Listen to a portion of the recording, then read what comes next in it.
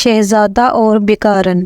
ایک دفعہ کا ذکر ہے کہ کسی ملک پر ایک بادشاہ حکومت کرتا تھا۔ اس کی رعایا اس سے بہت خوش تھی۔ بادشاہ اپنی رعایا کا بہت خیال رکھتا تھا اور کوشش یہ کرتا تھا کہ اس کی رعایا کو کوئی تکلیف نہ ہونے پائے۔ اس بادشاہ کی 5 بیٹیاں تھیں۔ پانچوں کی پانچوں بے حد ذہین اور اچھی طبیعت کی مالک تھیں۔ بادشاہ نے ان کی تربیت کے لیے بہترین استاد مقرر کیے تھے جو انہیں ہر طرح کا فن سکھا رہے تھے اور پانچوں کی پانچوں شوق سے تمام فن سیکھ رہی تھیں۔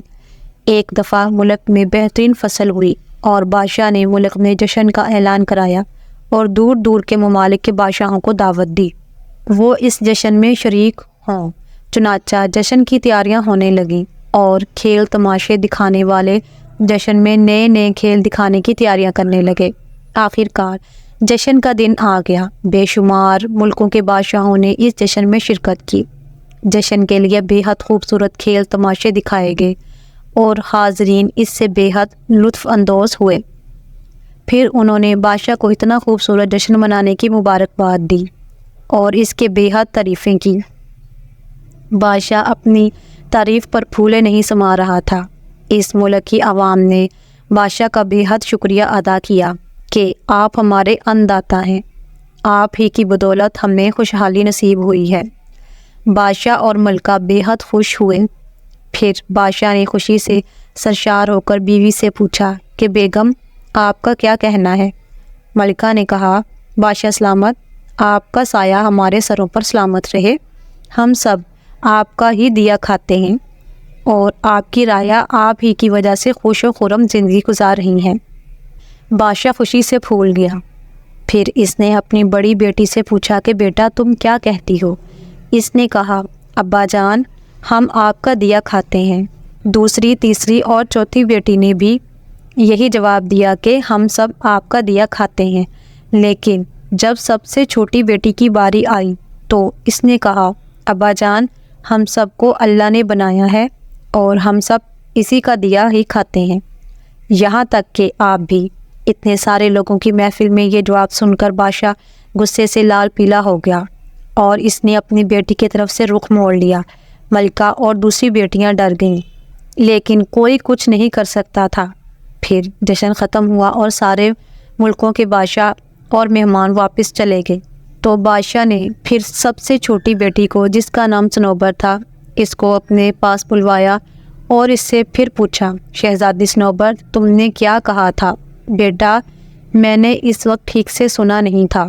شہزادی صنوبر نے پھر اسی انداز میں جواب دیا ابا جان میں اللہ کا دیا کھاتی ہوں، بلکہ میں کیا آپ کی تمام رعایا اور آپ خود اللہ کا دیا کھاتے ہیں۔ بیٹا یہ تمہیں کس نے سکھایا؟ بادشاہ سلامت آپ کی عزت میں اپنی جان سے زیادہ کرتی ہوں، لیکن یہ ایک اٹل حقیقت ہے کہ ہم سب اللہ کا دیا کھاتے ہیں۔ بادشاہ ایک بار پھر غصے سے لال پیلا ہو گیا تھا۔ اس نے تالی بجائی اور فوراً ہی ایک ملازمہ دوڑی ہوئی اس کے پاس آئی۔ سپاہیوں کو بلواؤ، اور ملازمہ واپس باہر کی طرف دوڑ گئی۔ پھر کچھ ہی لمحوں کے بعد چند سپاہی اندر آ گئے۔ بادشاہ نے انہیں حکم دیا لے جاؤ اس بد نصیب کو اور زندان خانے میں ڈال دو، اور سنو اسے کھانے پینے کی تکلیف نہیں ہونی چاہیے۔ سپاہی صنوبر شہزادی کو لے کر چل پڑے اور پھر انہوں نے صنوبر شہزادی کو قید خانے میں ڈال دیا۔ پھر تقریباً 15 دن کے بعد بادشاہ نے شہزادی کو بلوایا اور اس سے پھر سوال کیا بیٹا صنوبر تم کس کا دیا کھاتی ہو؟ صنوبر نے پھر وہی جواب دیا اور بادشاہ نے سپاہیوں کو حکم دیا اسے پھر قید خانے میں ڈال دو اور اس دفعہ اس کو اس وقت تک کھانے پینے کے لیے کچھ نہ دینا جب تک بادشاہ کا حکم نہ ہو۔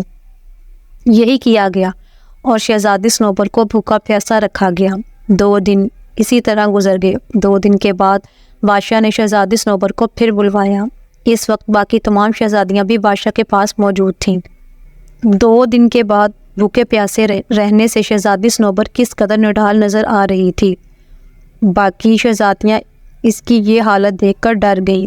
بادشاہ نے ساری بیٹیوں کے سامنے اس سے پھر پوچھا شہزادی صنوبر 2 دن سے تمہاری طبیعت کیسی ہے اور اب کیا خیال ہے؟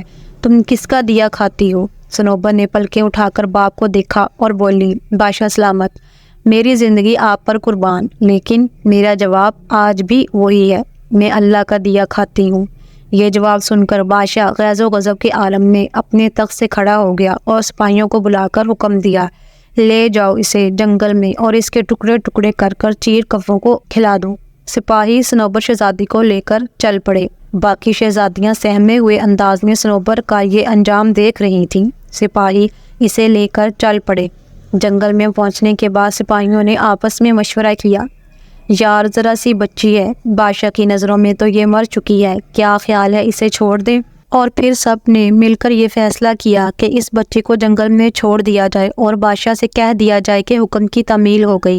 چنانچہ صنوبر شہزادی کو جنگل میں چھوڑ کر سب واپس چل پڑے۔ صنوبر شہزادی اب جنگل میں بالکل اکیلی رہ گئی تھی۔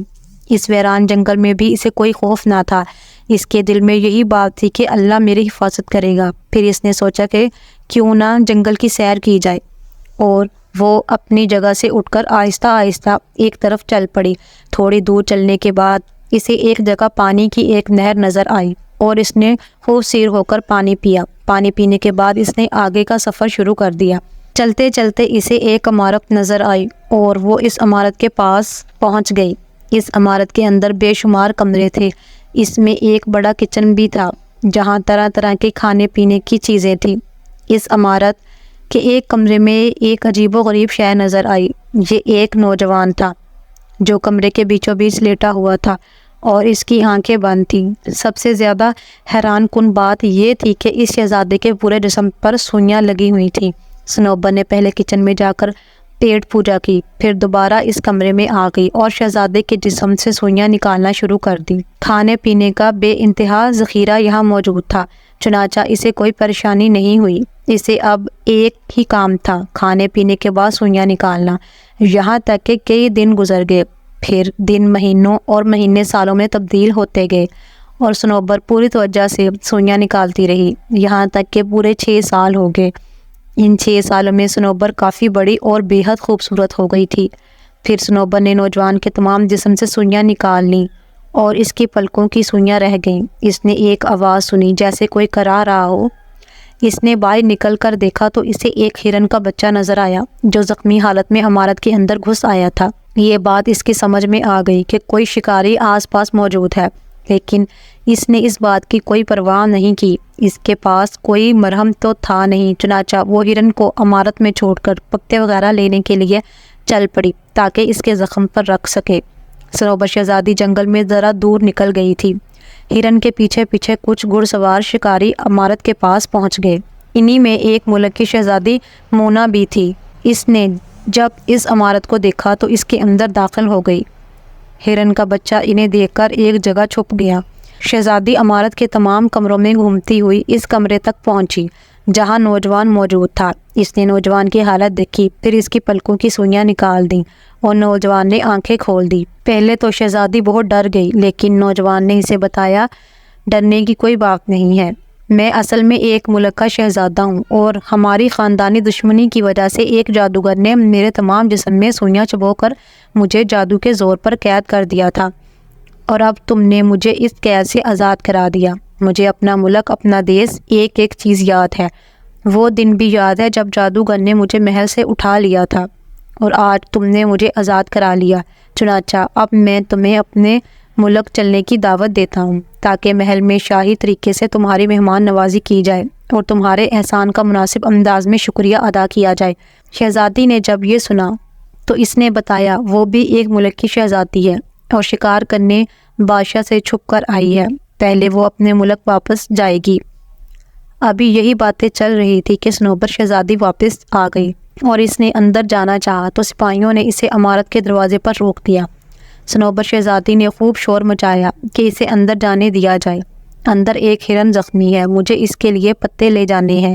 اتنے میں ہرن اس کے پاس آ گیا اور صنوبر شہزادی نے پتے اس کے زخم پر رکھ دیے۔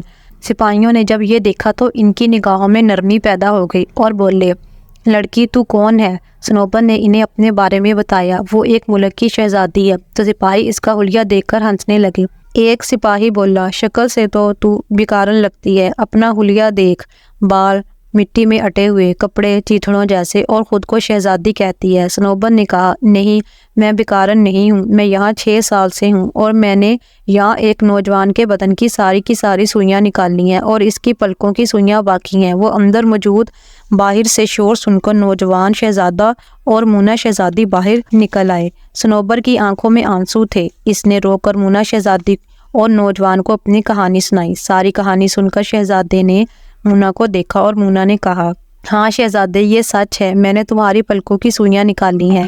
اس پر شہزادہ بولا، جو لڑکی میرے لیے 6 سال سوئیاں نکال سکتی ہے وہی میری شہزادی بننے کے قابل ہے۔ چنانچہ مونا شہزادی شہزادے اور صنوبر کو لے کر اپنے ملک چل پڑی۔ وہاں جا کر بادشاہ کو تمام کہانی سنائی۔ بادشاہ نے شہزادے کے ملک پیغام بھیجا کہ بادشاہ اور ملکہ اس کے ہاں جشن پر آئیں، اور اس نے کئی ملکوں کو جشن پر مدعو کیا۔ جب شہزادے کا باپ وہاں پہنچا تو مونا کے باپ نے بادشاہ سے درخواست کی کہ آپ کا بیٹا میری منہ بولی بیٹی سے شادی کرنا چاہتا ہے۔ بادشاہ نے، جو اتنے عرصے کے بعد بیٹے کے مل جانے پر بے پناہ خوش تھا، اپنے بیٹے کو بخوشی شادی کی اجازت دے دی اور اس طرح شہزادے کی شادی صنوبر شہزادی سے ہو گئی۔ شادی کے اس جشن میں صنوبر کا باپ ایک ملک کے بادشاہ کی حیثیت سے اپنی تمام بیٹیوں اور بیوی کے ساتھ موجود تھا۔ جب اس نے صنوبر شہزادی کو دیکھا تو فوراً ہی پہچان گیا اور وہ خود، ملکہ اور ساری بہنیں اس کے قریب آ گئیں۔ پھر انہوں نے صنوبر کو خوب پیار کیا۔ بادشاہ کہنے لگا، بیٹی تو صحیح کہتی تھی، اللہ رزق دیتا ہے، وہی زندگی دیتا ہے، وہی موت دیتا ہے، آج سے یہ میرا ایمان ہے۔ اور پھر اس نے صنوبر کو گلے لگا لیا اور اس طرح سب ہنسی خوشی رہنے لگے۔